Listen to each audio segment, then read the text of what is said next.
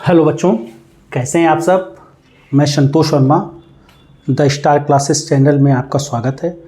बच्चों, आज हम लोग सहसंयोजी बंध का विदलन या इसको हम लोग विखंडन कहते हैं। इंग्लिश में बोलेंगे फिजन ऑफ कोवेलेंट बॉन्ड। मतलब सहसंयोजी बंध किस तरह से किसी रिएक्शन में, किसी अभिक्रिया में ब्रेक करता है। जब कोई कार्बनिक यौगिक किसी रासायनिक अभिक्रिया में भाग लेता है तो उसमें उपस्थित सहसंयोजी बंध का विखंडन कितने प्रकार से हो सकता है। जितने भी कार्बनिक यौगिक हैं सभी में सहसंयोजी बंध उपस्थित होता है। जब वह कार्बनिक यौगिक किसी रासायनिक अभिक्रिया में पार्टिसिपेट करता है, भाग लेता है, तो जो सहसंयोजी बंध है उसका विखंडन होता है। और यह विखंडन दो तरह से पॉसिबल है। एक होमोलिटिक विखंडन जिसको बोलते हैं समविदलन, और दूसरा होता है विषम विदलन, बोलते हैं जिसको हेट्रोलिटिक विखंडन। तो सहसंयोजी बंध का जो विखंडन होता है वो दो प्रकार का होता है। एक होता है होमोलिटिक विखंडन, इसको हम लोग सम विदलन बोलते हैं, या इसी को बोलते हैं होमोलिटिक। आप होमोलिटिक हिंदी में भी लिख सकते हैं, फिजन, या इसी को होमोलिसिस बोलते हैं। और दूसरा विखंडन जो होता है वो होता है विषम विदलन। समविदलन और विषम विदलन। विदलन का मतलब होता है टूटना, विखंडन, फिजन। इसको बोलते हैं हेट्रोलिटिक फिजन, या इसी को हम लोग बोल देते हैं हेट्रोलिसिस। क्या बोलते हैं? हेट्रोलिसिस। तो एक एक करके पहले जानें कि समविदलन क्या होता है, विषम विदलन क्या होता है। तो सबसे पहले आइए देखें कि होमोलिटिक विखंडन या समविदलन क्या होता है। तो आप हेडिंग लगाइए समविदलन। समविदलन इसी को बोलते हैं होमोलिटिक विखंडन, इंग्लिश में होमोलिटिक फिजन, या इसी को हम लोग बोलते हैं होमोलिसिस। क्या बोलते हैं बेटा? होमोलिसिस। अब होमोलिटिक विखंडन होता क्या है? देखो, मान लो ए और बी दो परमाणु हैं, इनमें एक एक इलेक्ट्रॉन का साझा हुआ है। और जब साझा हुआ है एक एक इलेक्ट्रॉन का, तो ए और बी के बीच में जो सहसंयोजी बंध बना है वो एकल सहसंयोजी बंध है।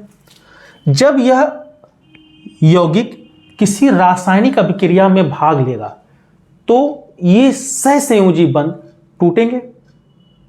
बोलो भाई, किसी भी रासायनिक अभिक्रिया में क्या होता है? पुराने बॉन्ड टूटते हैं और नए बॉन्ड बनते हैं। अभिक्रिया का मतलब यही होता है, बॉन्ड का टूटना और नए बॉन्ड का बनना। तो ए और बी के बीच में जो सहसंयोजी बंध है वो टूटेगा। अब टूटना दो तरह से होगा, या तो समविदलन हो या तो विषम विदलन हो, या होमोलिटिक फिजन जिसको बोलते हैं, और हेट्रोलिटिक फिजन। तो अगर होमोलिटिक फिजन होगा, समविदलन होगा, तो क्या होगा? Homolytic fission. फिजन का मतलब होता है टूटना, विदलन। अगर ए और बी के बीच में होमोलिटिक विखंडन होगा तो कैसे होगा? ये जो बॉन्डेड इलेक्ट्रॉन है, बंध वाले इलेक्ट्रॉन है, अगर ऐसे पड़ जाए, मतलब ये वाला इलेक्ट्रॉन ए के पास चला जाए और बी का इलेक्ट्रॉन बी के पास चला जाए। देखो बेटा, ऐसे। तो यहां पर जो बंध की जो ब्रेकिंग हुई है वो कौन सी ब्रेकिंग कहलाएगी? होमोलिटिक। क्या कहलाएगी? होमोलिटिक। मतलब होमोलिटिक विखंडन में होता क्या है कि जो साझे का इलेक्ट्रॉन युग्म है वो दोनों परमाणुओं के बीच में इक्वली, बराबर बराबर बढ़ जाता है। ए का इलेक्ट्रॉन ए के पास चला जाएगा और बी का इलेक्ट्रॉन बी के पास चला जाएगा। और होमोलिटिक विखंडन से जो अवयव प्राप्त होते हैं इनको मुक्त मूलक बोलते हैं। क्या बोलते हैं? मुक्त मूलक, फ्री रेडिकल। Free radical. तो दूसरा उदाहरण देखिए, जैसे मान लो क्लोरीन क्लोरीन के बीच में एक एक इलेक्ट्रॉन का साझा हुआ और इनमें समविदलन हुआ। मतलब समविदलन का मतलब क्या बोलते हैं इसको? होमोलिटिक फिजन होता है। अगर होमोलिटिक फिजन होगा तो कैसे फिजन होगा? ऐसे, ये वाला इलेक्ट्रॉन Cl के पास चला जाएगा, ये वाला इलेक्ट्रॉन इस Cl के पास चला जाएगा। तो ये जो अवयव मिला इसको बोलते हैं मुक्त मूलक, क्लोरीन फ्री रेडिकल। इसको क्या नाम बोलेंगे? क्लोरीन मुक्त मूलक। मूलक को बोलते हैं रेडिकल। थोड़ा सा कुछ वर्ड इंग्लिश में जाने। CH3 के बीच में मान लो कोवेलेंट बॉन्ड है, सहसंयोजी बंध है, इसका समविदलन होता है। तो सम का मतलब क्या होता है? ऐसे, ये इलेक्ट्रॉन इस कार्बन के पास, ये इलेक्ट्रॉन इस कार्बन के पास, तो ये मुक्त मूलक बना। इसको मिथाइल फ्री रेडिकल बोलेंगे। तो बोलो भाई, होमोलिटिक विखंडन या समविदलन की आप लोग डेफिनेशन नोट कर लें। मैं बोल रहा हूं, ऐसा सहसंयोजी बंध, ऐसा सहसंयोजी बंध जिसमें साझे का इलेक्ट्रॉन युग्म दोनों परमाणुओं के मध्य बराबर बराबर बढ़ जाए तो बंध के इस प्रकार के विखंडन को क्या बोलते हैं? होमोलिटिक विखंडन, होमोलिटिक फिजन कहते हैं। और होमोलिटिक विखंडन से प्राप्त अवयव मुक्त मूलक कहलाते हैं। होमोलिटिक विखंडन से जो भी अवयव मिलेगा उसको हम लोग मुक्त मूलक या इसी को हम लोग बोलते हैं फ्री रेडिकल बोलते हैं। क्या बोलते हैं? Free radical. इसी को इंग्लिश में बोलते हैं, if a covalent bond break in such a way that shared pair electrons are equally distributed, then such type of fission is called homolytic fission। और जो होमोलिटिक फिजन के बाद जो स्पीसी मिलती है, जो अवयव मिलता है, इसको हम लोग क्या नाम देते हैं? मुक्त मूलक या फ्री रेडिकल। अब सवाल आपके मन में प्रश्न उठ रहा होगा, सर हमको कैसे पता कि यहां पर कोवेलेंट बॉन्ड का जो विखंडन होगा, सहसंयोजी बंध का जो विदलन होगा, वो होमोलिटिक होगा कि हेट्रोलिटिक होगा? तो होमोलिटिक विखंडन के लिए कुछ कंडीशन है, उसको आप नोट कर लें कि होमोलिटिक विखंडन कब होता है? जब कोई अभिक्रिया बहुत उच्च ताप पर कराएं। उच्च ताप मतलब बहुत हाई टेम्परेचर पर कराएं। अगर कोई अभिक्रिया बहुत हाई टेम्परेचर पर कराएं। दूसरा, लाइट की प्रेजेंस में कराएं। तीसरा, किसी ऑर्गेनिक परऑक्साइड की प्रेजेंस में कराएं। परऑक्साइड की प्रेजेंस में कराएं, परऑक्साइड लिखा होगा उसके ऊपर, या कैटेलिस्ट की प्रेजेंस में कराएं। तो जहां ये कंडीशन उत्प्रेरक की उपस्थिति में कराएं, तब समझ जाओ वहां पर जो सहसंयोजी बंध का विखंडन होगा या विदलन होगा वो कौन सा होगा? होमोलिटिक। अगर ये शर्त नहीं दी हुई है अभिक्रिया में तो समझ जाना वहां पर जो विखंडन होगा वो हेट्रोलिटिक होगा। क्लियर होगी बात? समझ में आ गया बात? तो जब सहसंयोजी बंध का विखंडन इस प्रकार से होता है कि साझे का इलेक्ट्रॉन युग्म दोनों परमाणुओं के मध्य बराबर बराबर बढ़ जाए तो बंध के इस प्रकार के विखंडन को होमोलिटिक विखंडन कहते हैं। होमोलिटिक विखंडन के पश्चात प्राप्त अवयव मुक्त मूलक कहलाते हैं। क्लियर? और होमोलिटिक विखंडन के लिए शर्त क्या है? कि वह अभिक्रिया बहुत उच्च ताप पर हो, सनलाइट की प्रेजेंस में हो, किसी परऑक्साइड की उपस्थिति में कराया जाए या उत्प्रेरक की उपस्थिति में कराया जाए। तो जहां पर यह कंडीशन फॉलो होगी वहां पर सहसंयोजी बंध का विखंडन या विदलन कौन सा होगा? होमोलिटिक होगा या समविदलन होगा। चलिए, अब दूसरा विदलन हम लोग ने पढ़ा क्या? होमोलिटिक विखंडन। अब हम लोग बात करते हैं सेकेंड टाइप का जो फिजन होता है वो कौन सा होता है? Heterolytic fission. हेट्रोलिटिक विखंडन। फिजन का मतलब मैंने बताया विखंडन, टूटना, ब्रेकिंग, सबका मतलब एक ही है। तो सम के बाद दूसरा जो विदलन होगा वो कौन सा होगा बच्चों? विषम विदलन। इसको आप लिख लें हेट्रोलिटिक विखंडन या इंग्लिश में हेट्रोलिटिक फिजन।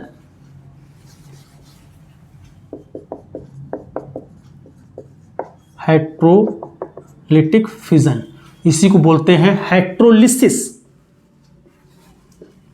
इसी को हम लोग क्या बोलते हैं? हेट्रोलिसिस। अब देखिए भाई, ए और बी दो एटम हैं, इनके बीच में एक एक इलेक्ट्रॉन का क्या हुआ है, साझा हुआ है। जब एक एक इलेक्ट्रॉन का साझा हुआ है तो इनके बीच में एकल सहसंयोजी बंध बना। अब यह सहसंयोजी बंध दो तरह से टूट सकता है, या तो इसका समविदलन होगा या तो विषम विदलन होगा, या इसको ऐसे कहिए इसका होमोलिटिक विखंडन होगा या तो हेट्रोलिटिक विखंडन होगा। होमोलिटिक विखंडन होगा तो साझे का इलेक्ट्रॉन युग्म, युग्म मतलब जोड़ा, दोनों परमाणुओं के बीच में बराबर और बढ़ जाए तो वहां होमोलिटिक विखंडन होगा। और हेट्रोलिटिक विखंडन में क्या होता है कि ये जो साझे का इलेक्ट्रॉन युग्म है, इन दोनों परमाणुओं में से कोई एक परमाणु एक्वायर कर ले, ग्रहण कर ले। जो परमाणु इलेक्ट्रॉन, साझे के इलेक्ट्रॉन को अपनी ओर लेगा या ग्रहण करेगा, उस परमाणु पर नेगेटिव चार्ज आएगा और दूसरे वाले परमाणु पर पॉजिटिव चार्ज होगा। यहां पर जो विदलन हुआ, विखंडन हुआ, वो क्या कहलाएगा, हेट्रोलिटिक। सपोज दैट ऐसे बॉन्ड टूट रहा है, मतलब इस तरह से टूट रहा है, मतलब साझे का इलेक्ट्रॉन युग्म किसके पास जा रहा है, बी के पास। चूंकि तो ए पर पॉजिटिव चार्ज होगा, बी पर नेगेटिव। एक इलेक्ट्रॉन तो बी का खुद का था, इस वाले इलेक्ट्रॉन को इसने ले लिया, इसलिए बी पर नेगेटिव, और बी ए का इलेक्ट्रॉन चला गया, इसलिए इस पर ए पर पॉजिटिव। ये जो स्पीसी मिली, ये हमको मिलते हैं आयन। और बंध का इस प्रकार का विखंडन क्या कहलाता है, हेट्रोलिटिक। विखंडन को क्या बोलते हैं, फिजन। तो यहां पे जो फिजन हुआ वो कौन सा फिजन हुआ, हेट्रोलिटिक। अगर साझे के इलेक्ट्रॉन युग्म बी की तरफ जा रहा है तो इसका मतलब हुआ B is more electronegative than A. साझे के इलेक्ट्रॉन को वही परमाणु ग्रहण करता है जिसकी विद्युत ऋणात्मकता ज्यादा होती है। तो अगर मान लो यहां पर बी की विद्युत ऋणात्मकता ए से ज्यादा है तो बॉन्ड ऐसे टूटेगा। ऐसे टूटने मतलब ये बी जो है एक इलेक्ट्रॉन को ले रहा है, तो बी का ये तो खुद का इलेक्ट्रॉन, इसने एक इलेक्ट्रॉन को लिया, एक इलेक्ट्रॉन को लिया इसलिए नेगेटिव, इस पर क्या आएगा, पॉजिटिव। और जो अवयव मिलेगा वो क्या मिलेगा, आयन। और बंध का यह टूटना क्या कहलाता है, हेट्रोलिटिक फिजन या हेट्रोलिटिक विखंडन। तो यहां पर B is more electronegative, more electronegative than A. अगर इसी को हम ऐसे तोड़ दें तो क्या होगा, यहां A is more electronegative than B हो जाएगा। ठीक, तो ए पे कैसा चार्ज आएगा, नेगेटिव, और बी पे कैसा चार्ज आएगा, पॉजिटिव। जो स्पीसी मिली वो आयन। और बॉन्ड के इस प्रकार के टूटने को क्या नाम देंगे, हेट्रोलिटिक विखंडन। विखंडन को फिजन बोल दें, या हिंदी में विषम विदलन। क्लियर। अब ऐसे का मतलब यहां पर कह सकते हो A is more electronegative, more electronegative than B. A की विद्युत ऋणात्मकता बी से ज्यादा है। जिस परमाणु की विद्युत ऋणात्मकता अधिक होगी वही शेयर पेयर इलेक्ट्रॉन को, साझे के इलेक्ट्रॉन युग्म को अपनी तरफ ग्रहण करेगा। क्लियर हुआ। जैसे एक एग्जांपल आपको देखो देते हैं, इसमें आप बताइए, खुद ही बताइए। मान लो कार्बन और क्लोरीन के बीच में बॉन्ड है और हाइड्रोलिटिक विखंडन होता है। तो हाइड्रोलिटिक विखंडन से हमेशा आयन बनते हैं। क्या बनते हैं? आयन। साझे के इलेक्ट्रॉन युग्म को एक बॉन्ड में कई इलेक्ट्रॉन होते हैं, दो। एक तो एटम का खुद का होगा, एक दूसरे का होगा। अब यहाँ पे देखो, बॉन्ड ऐसे तोड़े कि ऐसे तोड़े। ये बॉन्ड किसके किसके बीच में? कार्बन और क्लोरीन के बीच में। तो क्लोरीन की विद्युत ऋणात्मकता कार्बन से आपको पता है ज्यादा होती है। हाइड्रोजन की इलेक्ट्रॉन, हाइड्रोजन मतलब फ्लोरीन, क्लोरीन, ब्रोमीन, आयोडीन, इनकी विद्युत ऋणात्मकता तो बहुत अधिक होती है। तो निश्चित तौर पर कार्बन और क्लोरीन में क्लोरीन की विद्युत ऋणात्मकता कार्बन से ज्यादा होगी, तो क्लोरीन इलेक्ट्रॉन को अपनी तरफ क्या करेगा? खींचेगा, लेगा। तो बॉन्ड का जो ब्रेकिंग होगी वो ऐसे होगी। तो ऐसे का मतलब क्लोरीन इलेक्ट्रॉन कार्बन के इलेक्ट्रॉन को क्लोरीन क्या कर रहा है? ले रहा है। तो क्लोरीन पे नेगेटिव, कार्बन पर पॉजिटिव। मतलब ये जो स्पीसी बनी वो आयन बन गया। तो बोलो, इसको हम लोग विषम विदलन को परिभाषित कर लें। ऐसा सहसंयोजी बंध जिसमें साझे के इलेक्ट्रॉन युग्म उस परमाणु द्वारा ग्रहण कर लिए जाएं जिसकी विद्युत ऋणात्मकता क्या हो? अधिक हो। तो बंध के इस प्रकार के विखंडन को हाइड्रोलिटिक विखंडन कहते हैं या विषम विदलन कहते हैं। बोलो भाई। ऐसा सहसंयोजी बंध जिसमें साझे का इलेक्ट्रॉन युग्म उस परमाणु के द्वारा पूर्ण रूप से ग्रहण कर लिए जाएं जिसकी विद्युत ऋणात्मकता क्या होती है, अधिक होती है, जिससे उस परमाणु पर ऋण आवेश और दूसरे परमाणु पर कैसा आवेश आ जाएगा, धन आवेश आ जाएगा। तो इस प्रकार के विखंडन को हाइड्रोलिटिक विखंडन कहते हैं। नोट कर लीजिए, आप लोग स्क्रीनशॉट ले लीजिए या नोट कर लीजिए।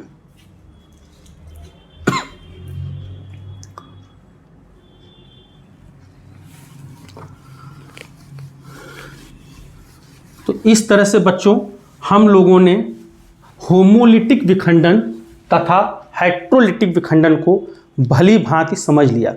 क्या सीखा कि जितने भी कार्बनिक यौगिक होते हैं सभी में सहसंयोजी बंध उपस्थित होता है। जब वह कार्बनिक यौगिक किसी रासायनिक अभिक्रिया में भाग लेता है तो उसमें उपस्थित सहसंयोजी बंध का विखंडन होता है और यह विखंडन होमोलिटिक हो सकता है या तो हाइड्रोलिटिक हो सकता है। हिंदी में क्या बोलते हैं, समविदलन हो सकता है या तो विषम विदलन हो सकता है।